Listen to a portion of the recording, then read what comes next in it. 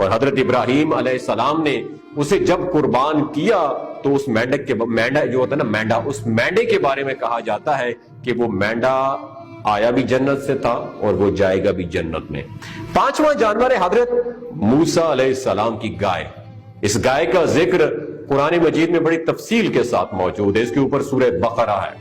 बनी इसराइल के लोगों ने उसे कत्ल कर दिया तो मूसा अलैहिस्सलाम ने अल्लाह के हुक्म से उनको एक मोटी ताजी पीली गाय ज़बह करने का कहा और उस गाय के गोश्त का एक टुकड़ा उस लाश पर मारा गया। उस लाश ने जिंदा होकर अपने कातिल का नाम बताया और फिर मर गया। तो उस गाय के बारे में कहा जाता है कि वो गाय भी जन्नत में जाएगी। नंबर 6, हजरत यूनुस अलैहिस्सलाम की मछली। हजरत यूनुस अलैहिस्सलाम अपनी कौम को अजाब का बताकर वहां से चल दिए। रास्ते में एक कश्ती में सवार हुए तो तूफान आ गया और कश्ती डूबने लगी।